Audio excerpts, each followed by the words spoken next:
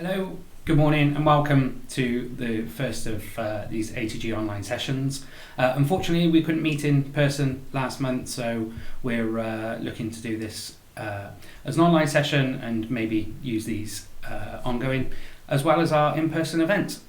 So I'm joined here today by Paul Costello. Me and Paul have worked together probably for the last 18 months now. I think we were peak pandemic when we first started working together, so lots of Zoom calls and seeing each other over screens, so it's nice to be working face to face now. Paul is, as you're aware from the subject matter of this session, has a big history in the corporate world. I've said what can we learn from the men in suits, so it's nice to see you wearing a suit today.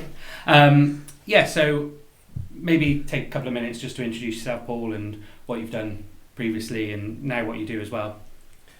Okay, well, good morning, everyone. So, as I think you've seen on the bio, my background is working for large organisations, so people like British Gas, Telus Communications, now Virgin Media, Rome Palank, Lloyds TSB, looking after IT. That's my main background. But the last few years, I've been specialising in risk, things like cybersecurity, risk management, and that area, which is very buoyant and very interesting at the moment. So that's the area that I tend to do most work with us. Sure. And we've worked together on a few projects already, and I've certainly learned a lot from what you've taught me from how those big world work.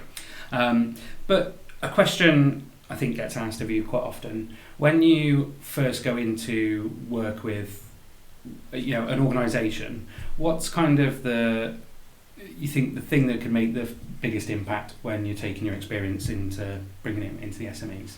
I think the key area to start with is understanding where their main risks are. So I think that risk agenda is a very important one to get an understanding of, and then make that very clear to everyone in the organisation, that everyone contributes, everyone has a part to play. So that naturally leads on to roles and responsibilities and governance. So some of the less interesting areas, such as policies and procedures that you need to have in place, that really is an important start point, and then from then it's driving that through the organisation. Yeah, and I think people are probably scared when you start talking about policies and procedures. People see them in a variety of different ways, from everything, let's say, well, people use them in different ways. They will sometimes have lots of them, and they're stored in a folder on the wall, and they might get them out once a year and have a look at them, or maybe once every 3 years when some kind of compliance comes around. Some people live and breathe them. Some people don't have them at all. I think that's one thing I find with working with creatives. They might have a company handbook or something along those lines that says, here's how you do your expenses and things like that, and you need to dress up, you need to turn up for work, dress smartly, etc. But I think most people that I've dealt with previously, they don't have those policies and procedures living and breathing in the organisation. But I think that might be because they're scared of, nobody wants a procedure on how to be creative, because it's the exact opposite really of what you would expect from a creative. You don't want to say, here's how you need to create an ad. You want basically a load of people to go, here's an idea, here's an idea, here's an idea. But I think when we step away, and I think we'll come on to cybersecurity quite often because me and you talk about it pretty much constantly, so we will certainly cover that later. But away from kind of where people think the obvious things when it comes to policies and procedures, what else kind of in the business do they help with? I think you're right, they can be seen as onerous and just hard work. So I think you need to be careful about how you pitch them for your organisation. So they only need to be there to encapsulate the important principles, and then find the best way of implementing them in your organisation. So they should be not the sort of thing that ends up on a shelf, but things that people can refer to every now and then. So when you have policies and procedures, you always need to have that coupled with training and awareness programs, so that people get continual refreshers as to why these things are important. And they're there to make the things in your job easier. So they link it to some of the technology solutions that you have, so that everything demonstrates joined up thinking, that this is what you have to do as a member of staff, but all these other things are happening around you, and making sure that there's other controls in place to make sure that things don't go awry. Yeah, because I think there's procedures and associated policies as well, but a lot of people would see it, well, it's Big Brother, and it's just trying to make me do my job a particular way, or they're keeping on top of me. But I think things like timesheets is probably a good example. And processes around recording time. We've had pretty much 2 years now of people working out of the office or in a variety of hybrid environments. And I think certainly at the start of the pandemic, the research that was coming out was people were doing a lot more work than they ever were doing. They were working from when they started their commute to when they would have got home usually. So I think a lot of people run away from these type of things as an employee because they think, well, this is just the business kind of trying to keep on top of me. But actually, I think they can work massively for improving that work-life balance, making sure that people are aware, well, our policy as an organisation is when you're working flexibly, that you should still only work X amount of hours per week. And it might be, and we know that if there's, a big project on or there's a big pitch to do, that it might be that you need to do 12 hours one day, but it might also reduce down so that you do 6 on another or something along those lines.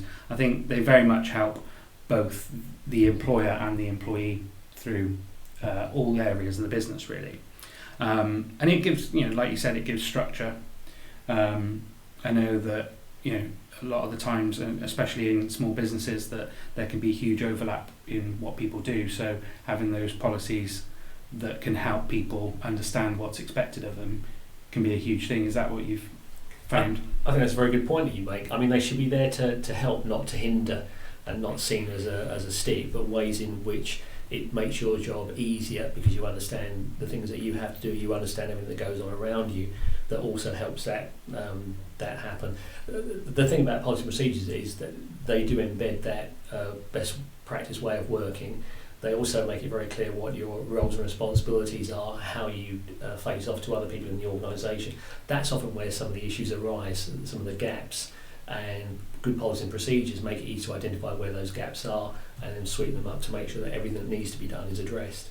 And what I've also found is when working with organisations, and you get a big piece of, you get a big whiteboard and you start mapping out, okay, so let's start with the process. What I've found multiple times is people are doing work twice. So going through these type of exercises can make sure that you're not, a line manager isn't doing the same work as the HR manager is doing. But it's something we always find, you ask and say, well, why does that happen? You just say, don't know, that's the way it's always happened. So it's usually a good exercise as well when you're going through kind of, okay, what do we do in the business and how does it work? And you can kind of see where potentially work is overlapping, or there's not the right tools in place, or tools aren't being used efficiently as well. I think that's one thing we find a lot, where you map out a process and then someone says, well, that's not how it should work because we've got XYZ tool to do that, and someone's doing a manual process in there. What you really want to do is identify the good ideas that your staff and team have. So every now and then stepping back and doing exactly that, starting at the top, going through all your process and procedures, you can identify where things are done the way they've always been done, but don't really benefit anybody. So It's a great way to find new ways of doing things. And as I say, everyone has creative ideas, so you really want to capture those from your team and incorporate them. Yeah, sure. And obviously where they come into their own really is when you're onboarding a new member of staff. Because if you can explain to someone that here's exactly how we work, here's our expectations of you, here's what you can expect from us. And I think the onboarding of staff, and it's a very competitive world at the moment when we're looking for employees. I think pretty much everyone in every industry at the moment is competing for good talent. So having that great onboarding and good impression when someone joins the company is invaluable, really. And as you said, we'll be talking about cybersecurity later on, but when you take people on and when people leave the company, they are critical points. And when you bring people on board to go through the importance of cybersecurity, the process and procedures that relate to making sure you protect your organisation, that's a real key point to get those messages across. and then through awareness and training programs keep going back to them every now and then. Of course, and just as the same as when they join, just as important when they leave. The amount of, especially when we think about the creatives we work with, the amount of people that might have access to 40 different tools when they come to leave, it's like trying to manage that so you ensure that you're locking all those things back down again. I'm always reminded of when HMV made all their redundancies, and they obviously didn't have a process to cut people's access to the Twitter account because they were getting rid of their entire marketing department, and they were live tweeting them being sacked. Wow. So yeah, making sure those processes are in place for that type of thing is really important, and it does literally, I think, they help all the way through the organisation. And I think they kind of bind everything together. So if you've got the right people understanding what their right job is, you've got the right technology in place, you've got the right culture, and those processes and policies, etc., can back up that culture. Make sure that it's living and breathing. And if you bring all those all together, I think that's a winning combo for a lot of organisations. Things like, everyone talks about how can we win more business and how can we be more efficient, etc. Often it's not some wild new system. It's, I think, bringing everything together into documented and livable managed systems, really. I like that, living and breathing. That's a good way of describing it, because you want these things embedded and not just on a shelf, as we said earlier. But they are a good way of working. Everyone understands what they're doing and how they relate to other people. And as you say, it just ties everything up. And these are also good things that you can take home as well. So any good practices that you do at work that relate to securing your data are very portable to the way you look after all your information at home. Sure. Okay. So if like I mentioned, some of the organisations we work with or we speak to, kind of, you say, where are you with these type of things? Some people are starting from afresh. So where would you start when it comes to managing kind of these policies and procedures? If someone's thinking, okay, that sounds like a good idea, where do we start? I think you need to understand the organisation, so you can't not spend a lot of time getting to know the organisation, how they work, the culture that they have, because it is not one size fits all, so there isn't a standard thing that you put in place. What you understand is how the company works at the moment, and then start looking at where there are the risk areas. So that risk assessment at the beginning, it's always worth understanding the risk profile for the organisation, which varies by the sector you're in, varies by the type of company you are, and then that sets a really good baseline off the back of which then you can start putting plans in place. Because unlike some bigger organisations, you might not have a limited budget, you might not have the people, so it's always going to have to be prioritised, and I always describe it as a journey. So you start by understanding where you currently are now, where your most significant risks are, and then that drives everything else. Sure. I always find it's good to get key people into a room and start drawing out. Okay, so what happens in day to day? I was talking to someone recently, and they've been through this process, and they've kind of got their Bible, as they call it, and it goes from everything. So they started with information security because it was kind of driven from that department, but now there's the HR Bible, which is exactly what needs to happen inside the HR department, and then there's obviously lots in IT, but then there's also elements around here's what developers have to do, and here's how we set up things, just so that it might be what's done on a day-to-day basis, but if we go back to there being a shortage of talent, if you're then getting in freelancers and permalancers, what you want is them to be able to start quickly. You don't want a massive onboarding process. You don't want to pay for someone freelancing for you for a month where you're teaching them and going backwards and forwards on how you do things. So I think they really come into their own when you're doing that. And things like for developers, if you've got a really short document on how you set up how you set up servers, etc., that's easy to follow, that the guys who are doing it all day every day might never look at it. They might look at it once or twice a year when it gets reviewed, etc. But if you bring in someone new, they know exactly how you do it inside your organisation. There's a great book called The E-Myth. It is another way if you're looking to start, and that kind of focuses on ensuring that you have everything in place. And I think the thing they reference in it is McDonald's. So in McDonald's, you can pretty much go and work at any McDonald's in the world because the process is the same. Now that's a bit different when you're in a creative world because you're not making a widget that goes out the door. But I think we can still take a lot of elements from it, and then you are making sure that the talent you're taking on is working as efficiently as possible. I think the phrase that we often use is we talk in terms of people, process and technology, those three areas, and back to my joined up thinking, if all those three are working well together, then you're in a great place. So your people, that's training and development, the onboarding we've talked about, the processes to capture from, there's a lot of best practice out there, but make sure it works for your organisation. So there's no point in having a 20 volume process and policy set if that really isn't the way that your organisation wants to work. And again, capture all the good things that your people currently do and make sure that the good stuff is brought into those policies and procedures. And technology then just wraps around it. So we can talk for hours on technology solutions, but and I think that you raise a good point there. If you go and Google policies and procedures, you can probably do policies and procedures for a games developer, for a marketing agency, for video production agency, and you'll find loads of packs of things to download. The problem with those is they're generic; they're not about your business. So I think you're better to start off with a couple of these and work them really into your business than go, right, let's go and download 100 of them and we'll go, right, here's everything we need to work through, and soon it becomes, well, this is just overloading. Yeah, and that wouldn't be a good way to roll it out. You would overload everybody, the management, staff. And it'd have the opposite effect of what you wanted then. So we've talked a little bit about where you would start, but I would imagine some organisations do have policies and procedures, and they might see themselves as a bit more of those people who are on the shelf. Well, they're not on the shelf these days. They're stuck in a Dropbox or a SharePoint, however you run the files, or Google Workspace, etc.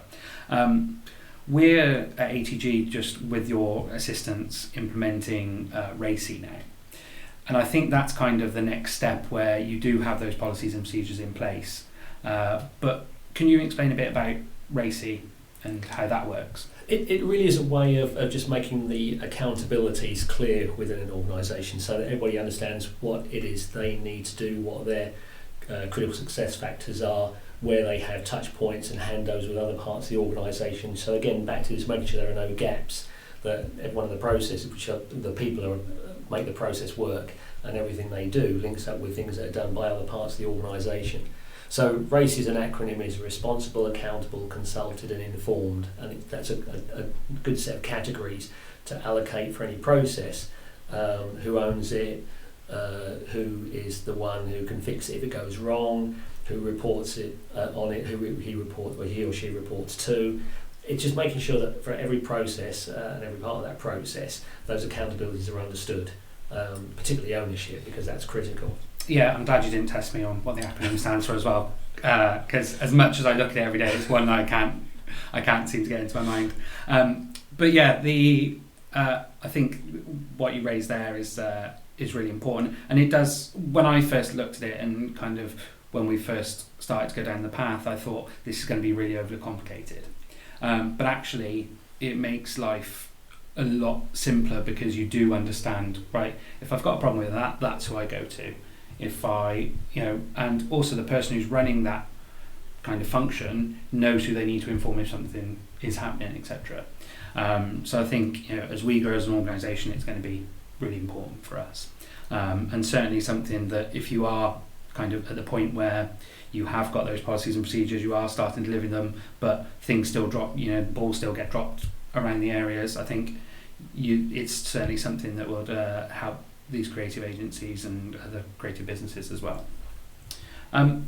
So I've got you here today. It'd be amiss if we didn't talk about cybersecurity. We talk about it a lot. Obviously, it's a big risk. It used to be that us as SMEs didn't need to worry about it so much. When you're in the big corporate world, it's certainly something you would have been concerned around. But now it's very much so. Over the last decade, I was looking at the reports recently, and I think it was less than 10% of businesses were affected by cybercrime when it came to this level.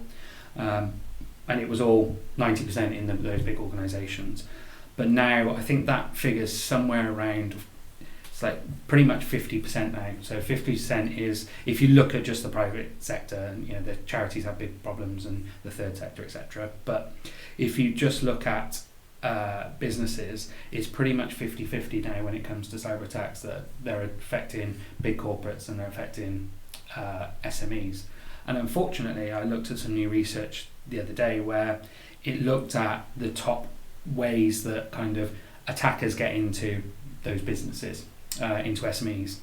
And the big corporates, it was great. There was pretty much 2 ways that they get in. Now, there obviously is lots of different ways, but the main attacks they find were RDP being open, which we see quite often, and people getting phished. But when it came to the smaller organisations, you had like 10 different ways that they're getting hacked and data's being lost, etc. So maybe we could talk a bit about kind of some of the things that you see that you saw in your corporate world, and now where that kind of lives in today's world as well when you're thinking about SMEs. Okay, well, as you say, the level of sophistication is just increasing still exponentially. So the number of ways that your organisation can be attacked is just getting to very significant challenges in terms of the variety of ways that can happen. The great thing about the corporates, all the principles are the same. So everything that's done with big organisations, the principles are equally applicable to smaller and medium-sized enterprises. Back to how you approach this, always start with that initial risk assessment, because that says exactly where you are. It's very all-encompassing. It looks at the threat environment that you're exposed to. So as a small organisation, you may not be exposed to some of the things that more prominent targets would be. But if you hold personal data, if you hold financial data, that puts you on the radar. And the level of attacks are, as I say, they can be very sophisticated, but they can also be fairly blunt, and they can do a lot of damage. And as you know, some of these attacks you can actually download. So if you're not even that skilled of a hacker, you can go online and download these attack methods. You can just be some kid in their bedroom. Yeah. And I think you when it comes to that kind of corporate world and SMEs, there is so much blurred now. And I think the thing that people get maybe confused about, or maybe not confused, but kind of have a different opinion on is, well, the corporates have got data I want to go after. Someone at Virgin Media, they're worth hacking because I can get their database and then potentially I can do that. I as an SME, that I might not care about the data. They might not care about the data I have, and you're probably right. They don't care about SME's data, but those business owners do care about your data, and they know you care about it, so they will just hold it away from you until you pay them to get it back. And I think when we speak to creatives, I deal with like games developers who are doing pre-released software, or they've got code that you can see how the monetization of the application works. So all those type of things are really important. And agencies that might have a car that hasn't been released yet, they might have all the marketing materials a year before or so. But even if you don't have those big projects, just the inconvenience of your systems being locked out is going to be a huge problem. So if we talked about ransomware, for instance, ransomware in those big organizations, probably, I don't know if you were ever involved in a ransomware incident, but they usually have good fast backup that gets them recovered quickly. So I imagine it's not as huge an impact in those big organizations. But when it comes to SMEs, recovering from those type of incidents is a much bigger problem. So there's a few things we've touched on there. So in terms of the damage to your organisation, there's clearly the financial damage, but for a lot of companies, the reputational damage is far more significant. That's the thing that you then have to recover from and rebuild your reputation in the marketplace, because you've proven that you can't be trusted. It's also why you never hear about people being hacked. Everyone in the pub will tell you a story about such and such they know who's been hacked, but you never hear about them publicly. It's not something that you want to advertise. So back to that initial risk assessment, the great thing about that is it looks at the market in which you operate, you as a company, generally what's happening out there in terms of threats, and it allows you to do the red, amber, green prioritisation. These are the things you really need to fix now. These ones we can take a little bit longer doing. These ones we just need to monitor, and that allows you to put together a plan that allows you to spend your money and your budget in the most appropriate way. The other thing we talk about is defence in depth, that you have layers of protection around your organisation. So the outer level tends to be very much technology driven, so firewalls and all things you do to secure your email. But then as you go into the organisation, then you come to the people issues, so training and awareness, phishing tests to make sure that they understand the sort of ways that they might get targeted.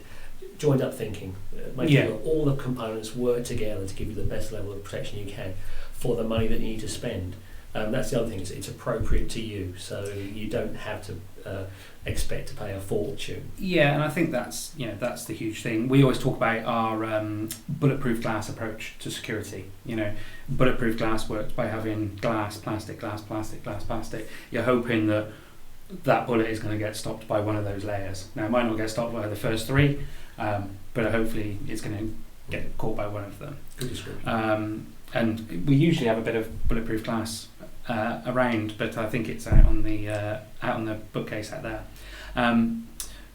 But I think we talked about policies and procedures. So focusing on how they help in the IT, kind of the technology basis. What's some of the kind of key policies, stroke procedures you think people need when it comes to kind of information security, if you will? You need the overarching one. So you need to have one that captures the view of management, how they want their company to approach information security and risk management. And if they take it seriously, as they should, then that tends to drive how all the other policies and procedures are formulated. Back to the risk assessment, because that will have identified those areas that are more important to address first. So it might be that your technology areas need addressing, and then the policies and procedures around technology, how you choose vendors, how you choose products, that's critical, because there's a wealth of tools and solutions out there. You want to find the one that's going to fit into your organisation easiest, link with all the other tools that you have in place. It's having that strategic approach to what you do, and policy and procedures driven by that overarching policy help shape that strategy, and then the follow-on policies based on what your priorities are. So it might be people, so your HR policies are the important one to do next. It might be the client data that you hold is critical, so all policies that relate to how that's looked after against the regulatory background, so things like GDPR and any other regulations that you specifically have to conform to. Sure, and like even down to simple things like it doesn't. These policies, I think people think a policy needs to be like that thick and hundreds of pages that you need to go through. But some of the best ones I've seen are half a page or a page, and it's like some guidance on here's everywhere that we set a password. Here's if you're using a new service, we need to enable 2FA, and here's where that needs to be documented and things like that. Just so that. And I think it's a big problem in today's kind of IT world that there are so many services available that trying to remember everyone that's used through every department is a big problem. So 3 people who are running a project might just go and load up their own project management tool because you can start a trial on Monday.com or whatever you want to try, and then suddenly there's some corporate data on there that if there's an IT department, if there's an IT provider, they don't know about it. Shadow IT it's known, or someone working really hard on a Friday night needs to take something home, so they stick it in their own personal Dropbox, and then they kind of forget about it, and then they leave, and then there's corporate data on that person's Dropbox. None of this kind of stuff is malicious, I think, but if you've got a policy that says, here's everything to do with if you want to try a new service, it needs to be documented. Here's a form that needs to be filled in to say who's going to manage it, etc. And just a simple, few steps that need to be followed, and some tick box exercises of, has it got 2-factor authentication? Has it got, are you going to be sharing any company data on it? Does it have, how long are you going to use this tool for, etc. I think if you can just have that and get into a process of, okay, I need to fill in that form, and that's fine. So if anything does come through that's regulatory, so a good example is something like a subject access request. You can then quickly find where that data is through reviewing those forms that have been filled in. And likewise, if you, let's say, I use Monday as an example, I don't think they're vulnerable in any way, but let's say it gets hacked, you can just go to your sheet, see if you've got Monday in place, and then go, okay, yeah, we've got that, and 4 users are using it, so we need to go and address it with those 4 users. The great thing about policies is they back to identifying any gaps. So you look at the data in your organisation. You can have a policy that looks to, we talk in terms of data at rest and data in transit. So how do you protect the data that's in the cloud, in your databases? How your third parties look after your data, how you look after their data when it's coming your way. Data in transit, the encryption protocols that you use to move data between your organisation and other organisations. Retention period, how long do you need to keep that data? That's a critical one in GDPR terms. But then that neatly links on to your backup and everything else you do there. So if you have to retain the data for 2 years, where are you going to keep it for that 2 years? How are you able to bring it back and demonstrate to the regulatory authority that you've looked after it, or that you can actually recover it? So I mean, we'd be amiss not to mention that if those bulletproof layers fail, there's diamond tip bullet, as we like to say, comes out and goes through all those layers. You want to make sure that you have a good recovery in place. And I think having good recovery, and it kind of links on to policies and procedures, is you need to test these things as well, because the last time you want to be testing them is when you're actually using them. So if you do have a backup policy that says, here's how often we back up, here's what's backed up, here's how we do it, here's who's involved, and that can be one sheet, and you do need to, in the event of a disaster, go and recover, having a process of, okay, here's everything we follow, but testing those backups on a regular basis. To know they've worked is a good thing, but also so that you know how to recover from them and how long it's going to take you and who needs to be involved, etc. I think is really important. I imagine when you're in the corporate world, business recovery plans were a huge part of the IT element. And they're tested regularly because you have the advantage of more resources, so you can afford to take time out to do some scenarios and say what would happen if, and then demonstrate that your process and procedures work, that you can recover all that data. You've raised a good point there. I think that the 2 key things that you want from your information security strategy are protection and resilience. So you have for the budget that you've got, the best protection you can have, your perimeter protection for your staff. Then resilience, because it will go wrong. The world is too sophisticated to guarantee that you won't be breached, but if anything that like that does happen, you recover quickly. You can shut down the attack, you can limit it, the damage it's done, and then exactly what you need to do, and you practiced restoring yourself to where you were, so you can then get back to business as usual. So there's lots of terms, but your recovery point objective, your recovery time objective, how much data can you afford to lose, and how quickly do you need to bring it back, so that the outside world doesn't see any interruption to the level of service you provide. Yeah, and I think a lot of people, the first time they've ever used their business continuity plans, if they've got one, was March last year when COVID hit and everyone had to work from home. I think a lot of people realised at that point that yes, we've got a VPN, but 3 people usually use it concurrently. We can't go and suddenly put 50 people using it. I think over the last couple of years, people have learned a lot about business continuity. And kind of keeping the business running. I'm still annoyed when I ring a business now and they say, well, due to COVID. It's like it has been 2 years now. That's a key element. I think testing, and you don't need to shut the business down, but test an element of it. See if you can fire up a server. See if you can run a phone from home or wherever you want to do. Because I think people also think about those disasters from a hacking perspective or server crashing, but it could also be that there's a power cut. I know that a few years ago here, it came up on my Facebook memories yesterday that there was a huge power cut because a substation blew up and there was no power in the office for 3-4 days. So it was a nice dummy run actually to see if we could fully work from home for 4 days whilst before COVID.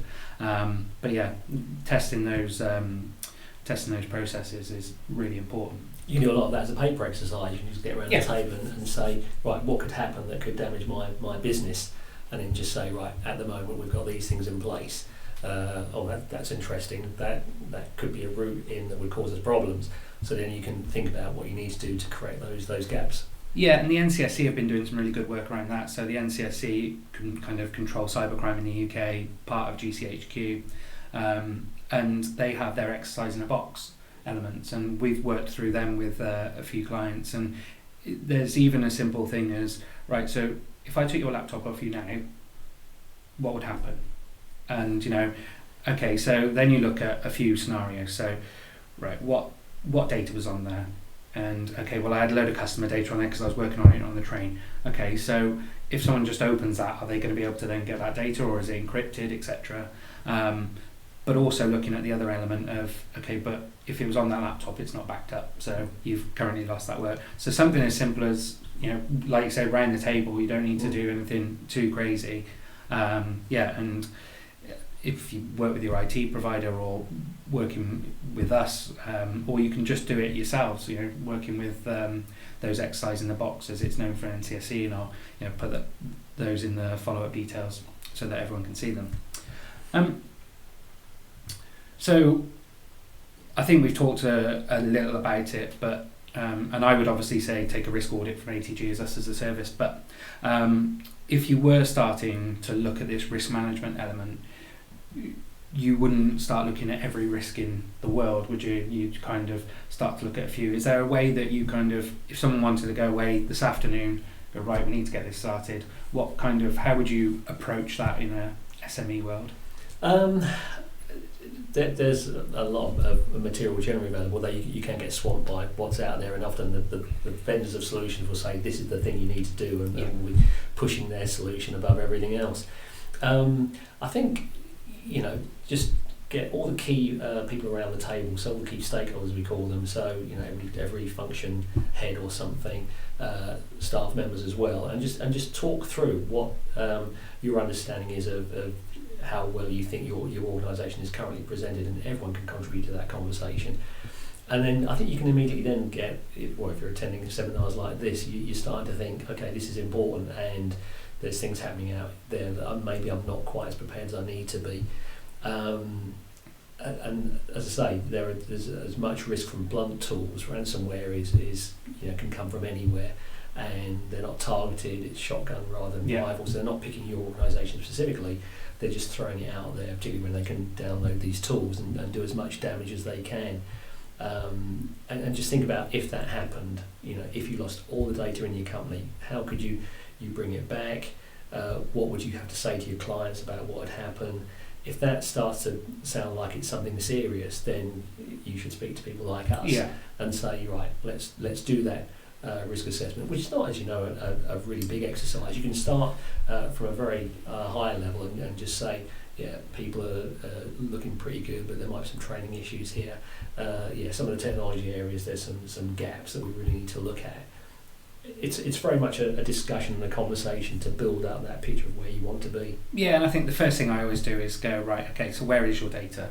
And I think people don't necessarily know where their data is, because there's nowadays, you used to have to worry about a server and maybe a filing cabinet for some papers, but now, like I said, you've got hundreds of different services where data lies, so it's always good to get all those departments in and just say, okay, so what systems do you use, and just start writing a list, and you can kind of then go, okay, how are they protected, and you can start to have a bit of a conversation.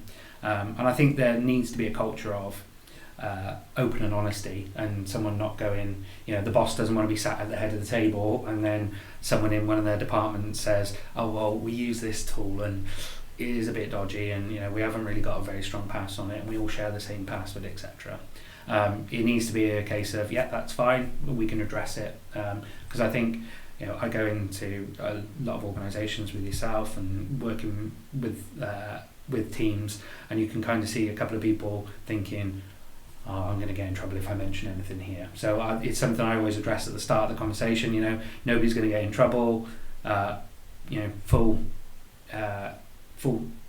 clarity and everyone clear, open and honest. And then you get some really good conversations and people pop up and with, what about this and what about this? And, some really interesting little things I've had is like, when we're at an event and we take people's email addresses, should we be concerned about that piece of paper? Because, I think people forget that data goes on paper these days. So just little conversations like that really help organisations. Yeah. And of course, bringing in some experts is always helpful to drive those projects.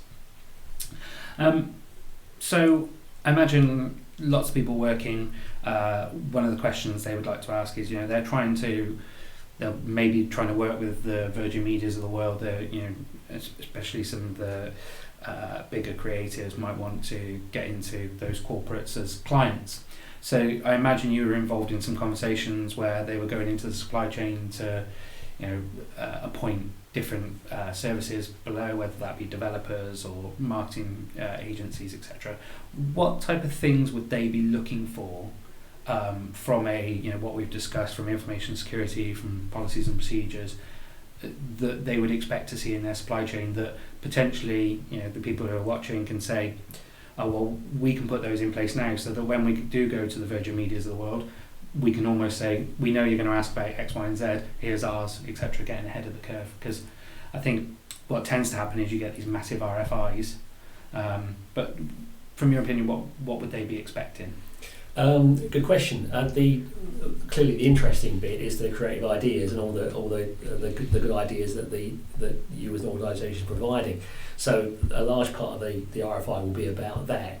What's all that good and clever stuff that you do that we want to be looking to buy from you. And then down the bottom there'll be probably one paragraph that says when you sign the contract you will conform with our information security policy, and it'll be a throwaway comment like that. And then if you say, we can have a look at your information security policy, that's when you run the risk of getting a 20 volume setback. So sometimes it's good to be proactive and rather than wait to be asked how you secure data, go for one of these standards. So, two really good ones are Cyber Essentials and ISO 27001. And they sound complicated, but if you work with people like us, we can make that process so much easier. Sure. And I think that's a way that, you say, we're tendering for this piece of work.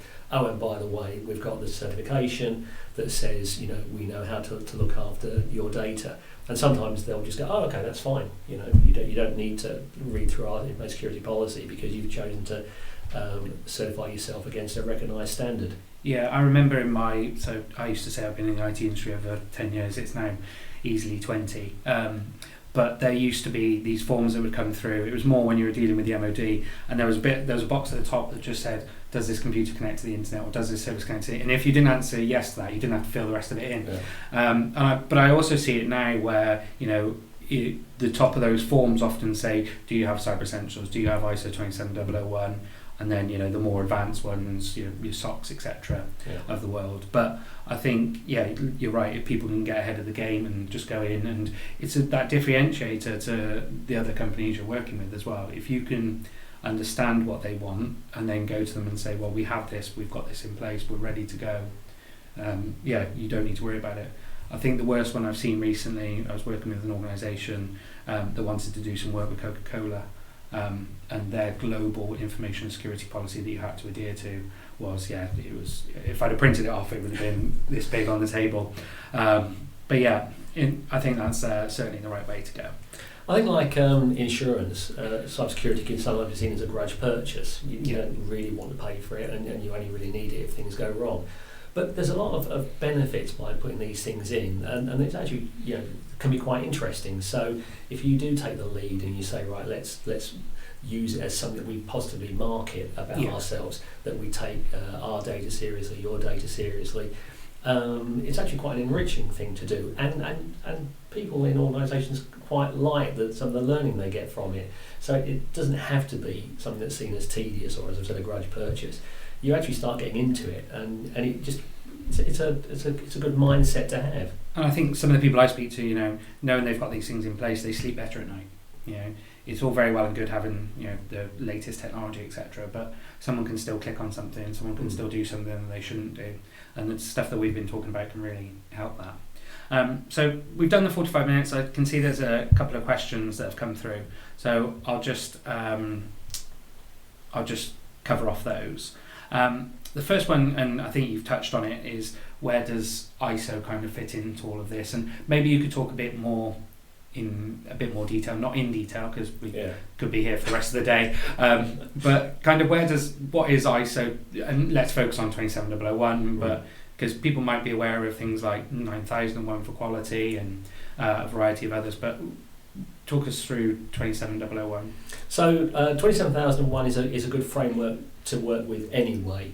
It's some high level domains, so there's the policies and procedures side, there's the people side, there's business continuity we've talked about, so there's various categories that are a really good framework anyway. So whatever you do in information security and risk management, to look at these domains and say, right, what are we doing in the way of policies and procedures, what are we doing in the way of perimeter protection. And then below that there's more detail, and we can help them go through that detail. And what you want to demonstrate for 27001 is that you understand where you are, you've got the basics in place, but also that between 1 year's audit and the next year's audit, you've got some action plans that you're going to deliver against. So these things can seem really off-putting, and you think, oh crikey, there's a lot of work that's needed for that. But the nice thing about them is they're very structured, and in a way they guide you about what you need to do, and then they become a great thing to have on your marketing material that says we are 27001 certified. Yeah, and I think a lot of people think with something like ISO is, and it's in contrast to Cyber Essentials. Cyber Essentials, you have to have everything in place, and it's that moment in time that you are compliant to these exact standards. The 63 questions, whatever it is. But with ISO, it's that ongoing, you need to have a baseline of the framework, but then you need to have improvements, and it's audited every year, and the auditor would want to see that you're constantly evolving, not we were perfect on day one and we're still perfect now, I think is the thing. So yeah, I think a lot of people are scared off these kind of big standards because, well, for two reasons. A, they think it's loads of work to get going on it, but I think most people, a small project to get going, and then it's that constant ongoing element to it. We've also had a few other questions, so let's take this one. So and these two questions actually link into one another. So the first one is, what's the biggest security risk specific to a creative business? I've got a few ideas about that, but go to yourself first. The great thing about security is there's lots of really good sources of information you go to. So there's lots of good information about what the current top 10 risks are or threats that you're facing. In the last few years, we've talked about it, you have seen a big increase in ransomware. And the scary thing about that is that they really aren't specifically targeting your company. They just want to do as much damage as they possibly can. They want money. Yeah, they want as much money as they can, as quick as they can. And with things like cryptocurrency, it's money that there's no paper trail of it. You pay it and it's gone. And of course, there's no guarantee that they'll restore your data. Yeah, or that you don't go on a list that you could be done again. Yeah. I think for me the thing with the creative industries, and if depending on all the different ones that we deal with, is there's just so many different systems in place. If we look at manufacturing as an alternative, in a manufacturing system you might have an ERP, maybe a finance system, and then you've got lots of bits in the factory that just push something out. But if you're a marketing agency, for instance, or a games developer, you've got so much to think about that there's everything you do on a daily basis is going through so many different systems. You've got email, you've got marketing systems, you've got all the web hosting elements. If you're doing development, is that development being secure? There's lots of different areas where data can go and needs to be protected. So I think when we go back to the risk assessment, that's a huge part of it, so that you can fully understand everything that you're using and that it's protected day to day. Or that you reduce down when we look at a risk, there's three things you can do. You can accept it, you can remove it, or you can protect against it. So a lot of the times I'll see people, they'll go, well, we don't really use that anymore, so we can get rid of it. It's a risk. Why have we got it? Let's just get rid of it. So you don't have to protect it then. And the other thing that this links into, so the question is, if I'm bringing contract freelance workers into the business, should I have separate policy and procedure documents just for them? Again, you're using lots of systems, using lots of people as well. My personal opinion would be that you would have the same policies and procedures, but there's probably going to be some elements where you need to make them specific to those freelancers and permalancers. Oh, that's absolutely right. The policy should be standard. You want to protect data moving in between them if they're working at home and your organisation. The tricky thing is that you're probably not providing them with the equipment they're using, and they might say we're working with multiple clients, so they might have some hesitation if you want to install the same agent software. Yeah. So there's a conversation to be had, but the policy stands. We have to protect the data that's travelling between them and us, and vice versa. So what do we do to implement that policy? And that's where you have an element of choice around what the best technology to use is. Yeah, and you can simplify it down, can't you? So you could say, look, it could almost be a form that says you agree to our data protection policy, you agree to our information security standards, i.e. every system you need to use has 2FA, you have a strong password, etc. But then you could also have in your computerized antivirus, and you could ask them what it is, how are they managing it, what are they doing with regards to email and how are they protecting their email. And it could just be a single form that you get that contract stroke freelancers to fill in and complete, so that you've got a record of it, and the big thing is you've made that freelancer think about it. Yes. Because they might not necessarily have ever been asked those questions before, so it's a bit of an educational piece as well. Okay, well, I don't think there's any other questions. It's been a great session. Thank you very much for your time. If there's anything else that anybody might have missed or wanted to ask a question, all our contact details will be made available after this. And obviously, we hope to see you in person at an event soon. If not, have a great day and see you again soon. Bye-bye.